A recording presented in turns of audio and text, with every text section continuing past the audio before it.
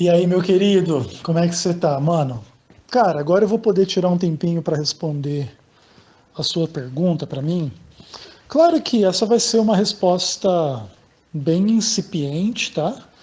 Bem resumida em relação a tanta coisa que poderia ser dita.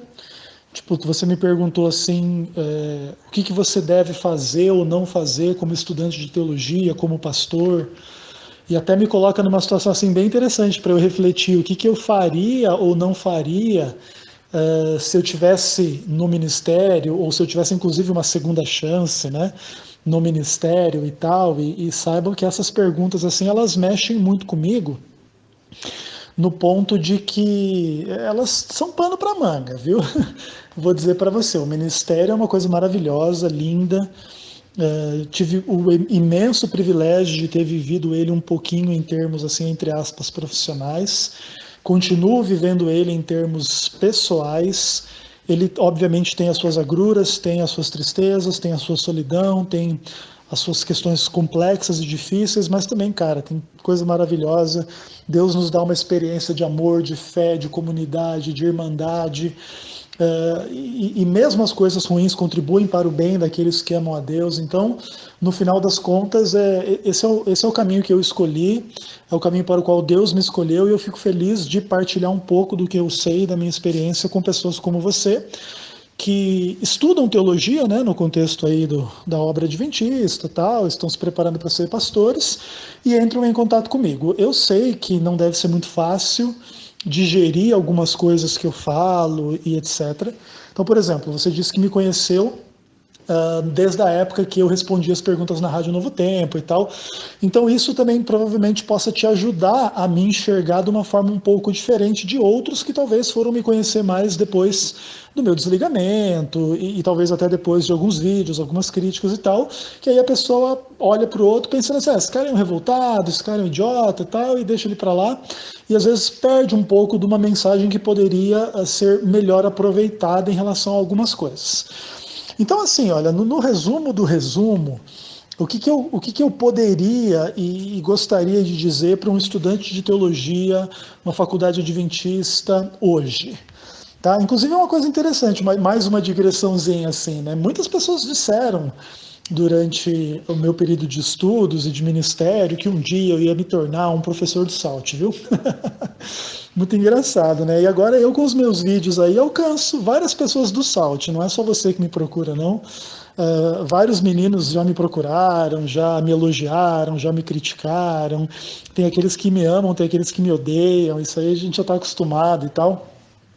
E é interessante. Então, de alguma forma ou de outra, a minha influência, não como professor, está lá no SALT também, né? E você é prova viva disso. Mas assim, ó, o que que eu gostaria de dizer para os meus alunos do SALT, então, para deixar as coisas nesses termos? Eu gostaria de dizer, primeiro, né, do seguinte: questões teóricas e questões práticas. Dentro das questões teóricas, eu gostaria muito de ver nos estudantes de teologia adventista sede do conhecimento, mas não é sede do conhecimento para se colocar como melhor que os outros, para essa questão assim de uma erudição, de um academicismo, sabe, de ser uma pessoa cheia de referências e sei tudo de grego, sei tudo de hebraico, sei tudo de teologia sistemática, transito entre um monte de autores X, Y, Z. Eu acho que essas questões vaidosas em torno do mundo do conhecimento, da academia, da teologia, são tão fúteis quanto em qualquer outra área. Essas questões não garantem que ideias e doutrinas e tal sejam verdades. Então, não é esse o ponto que eu gostaria de ver nos alunos de teologia, mas eu gostaria de ver pessoas sedentas pelo conhecimento no ponto de entender o seguinte: tudo que a gente pode pensar a respeito de doutrina, de teologia, de implicações, de interpretação de textos bíblicos e como entender isso, como entender aquilo, e como explicar as coisas para a igreja, e etc, e etc, e etc, é um caminho que já foi extensamente percorrido por muita gente antes de nós. E muita gente de extrema qualidade, mesmo fora do mundo adventista, inclusive em maior medida fora do mundo adventista. Então nós temos teólogos católicos, evangélicos, de uma forma geral, que prestaram um excelente serviço à humanidade com as suas reflexões, com os seus pensamentos, com os seus escritos, com o legado, né, das suas questões filosóficas, teológicas, científicas, doutrinárias, de pensamento bíblico e em outras áreas também, etc. Cara, isso é muito excitante no sentido bom da palavra, assim, isso é muito interessante da gente, sabe, olhar para o mundo do conhecimento como aprendizes, tentar sugar ao máximo das fontes e saber identificar onde encontrar as fontes e, acima de tudo, também não ser meros refletores dos pensamentos dos outros, sejam quem forem, mas a gente desenvolver a nossa individualidade, a nossa personalidade, as nossas convicções, a nossa forma de colocar as coisas. Existe amplo espaço para isso dentro da igreja e deve existir. É verdade que aí a gente entra nas questões práticas. É verdade que, em termos pragmáticos, especialmente dentro da administração da igreja, essa pujança do mundo teológico e das ideias e das questões e etc., ele é um pouco assustador, porque os administradores, o que eles querem são soldadinhos de chumbo que só falam o que eles querem que se fale, só pensem o que eles querem que se pense, só façam o que eles querem que se faça, e geralmente são pessoas mais pragmáticas do que teológicas. Então, são pessoas assim que poderiam ser tiradas de uma igreja, ser colocadas para gerir uma padaria e não ia mudar muita coisa, entendeu?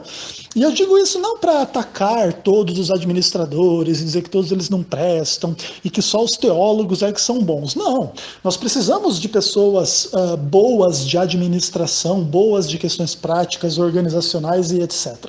O problema é que, geralmente, essas pessoas que deveriam, além de serem boas em termos de administração, terem noção das questões teológicas, geralmente não é o que acontece. Geralmente os administradores são pessoas muito limitadas, teologicamente falando.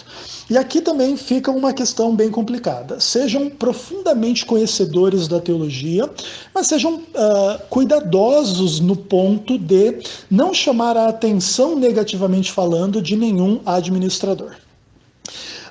Eu, particularmente, não creio em nenhum momento que eu tenha feito diferente do que eu estou dizendo para você, sabe? Eu sempre fui muito cuidadoso com a minha teologia, sempre fui muito embasado na minha teologia, então eu nunca tive problema de ser acusado de herege no meio do ministério, por exemplo. De nenhuma forma séria e verdadeira e etc e tal. Tem gente que me considera herege? Talvez sim, mas mais aquele pessoal assim, de um adventismo meio velha guarda, de um adventismo meio legalista, perfeccionista e tal. Esse pessoal realmente pode me achar meio herege. E talvez tenha alguns administradores, alguns pastores entre esse grupo, mas a maioria não. A maioria dos pastores adventistas, especialmente no Brasil hoje, eles têm uma visão teológica mais desassociada do legalismo e do perfeccionismo. E sempre me admiraram, na imensa maioria dos pastores, mesmo dos pastores administradores mais velhos, pessoal mais consciente dessas questões, sempre viram em mim uma voz que falava coisas que precisavam ser ditas em termos teológicos. Então eu nunca tive perseguição teológica contra mim dentro da igreja da parte dos pastores.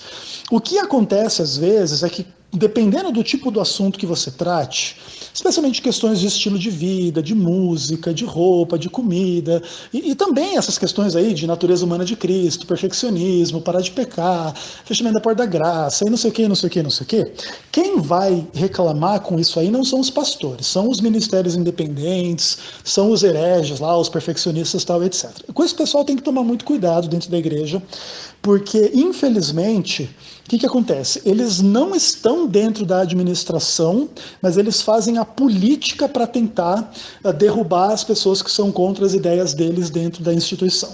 Então, isso é perigoso, isso é complicado.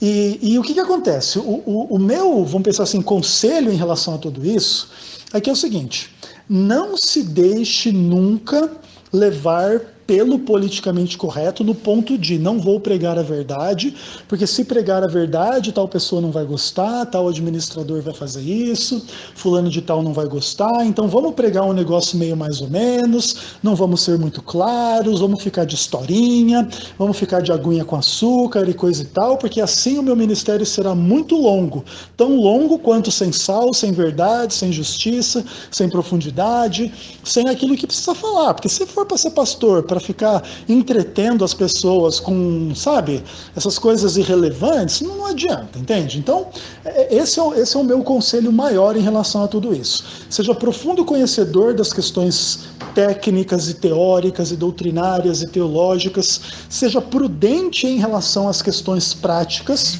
mas não se acovarde diante do chamado de Deus para ensinar e pregar e etc. E o último recado, mais importante para você em relação a qualquer coisa que eu pudesse te dizer, é o seguinte: olhe para cada pessoa, seja ela o professor de teologia, o administrador da igreja, o pastor do distrito vizinho, o membro da igreja, o ancião, aquele que está chegando, a visita, aquele cara que pensa diferente de você dentro da igreja, e etc, e etc, e etc.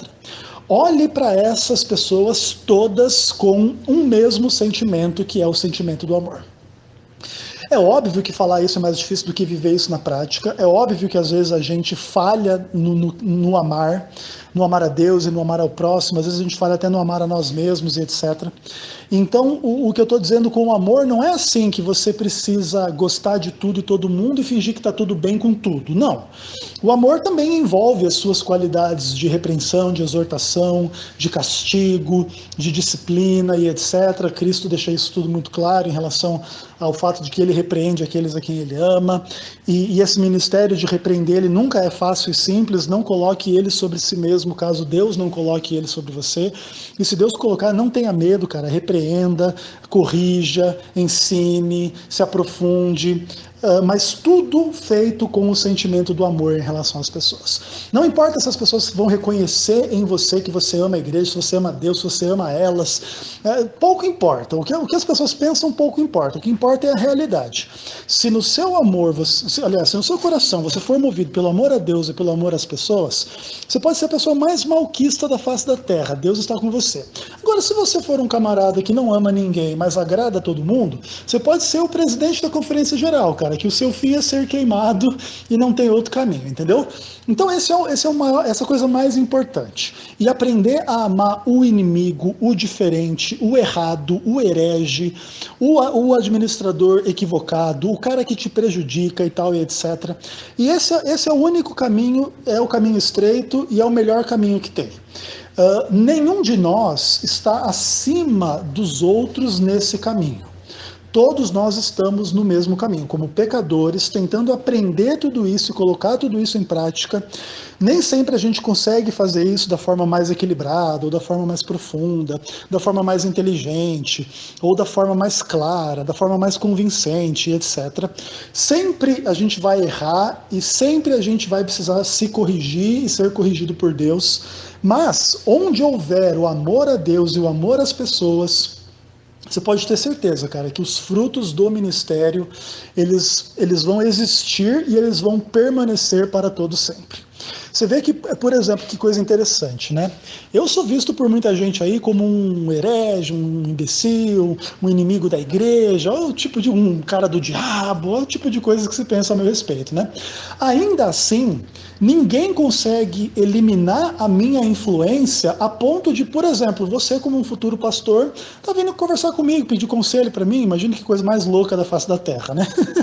E daqui a pouco, eu posso te influenciar de uma tal forma, não que você seja um Ezequiel número 2, mas que você seja muito melhor do que eu, e que você tenha mais prudência, mais amor, mais inteligência, mais sabedoria, mais ousadia, mais coragem, e quem sabe Deus use você de forma que ele não me usou, que talvez eu talvez também tenha cometido erros, etc e tal, não em relação a esse negócio da Dilma aí, que isso aí não é erro em lugar nenhum, tá? Mas talvez em relação a outras coisas, e no final das contas, o mais importante é, Deus vai usar você, Deus vai me usar, Deus vai usar a gente onde a gente estiver e como a gente estiver, se a gente estiver movido pelo amor a Deus e pelo amor às pessoas. Nunca ame as pessoas porque elas têm um cargo que pode te beneficiar, então, obviamente, o presidente vai ser mais amado do que os outros, né? Nunca haja dessa maneira, cara. Olhe para o presidente como um pecador, olhe para ele como um servo de Deus, olhe para ele como uma pessoa que pode estar errada, olhe para ele como uma pessoa que precisa de ajuda e de oração também, e nunca como a voz de Deus na terra, porque a única voz de Deus na terra é o Espírito Santo e a palavra de Deus, e o resto é resto. E claro, se o Espírito Santo e a palavra de Deus estiverem na nossa boca, na boca do nosso presidente, na boca do nosso professor, na boca da nossa esposa, dos nossos filhos, tal, etc., ok, a gente pode confiar porque traz o selo do Espírito Santo e da palavra de Deus. Mas fora isso, as questões humanas, elas são suscetíveis a engano, a erro, a imperfeição, a falta de amor, a falta de fé, e a gente tem que ter sempre o pé atrás com os seres humanos, inclusive com nós mesmos. Acho que esses são os melhores conselhos que eu posso dar para alguém, tá bom? Forte abraço, meu querido, fica com Deus.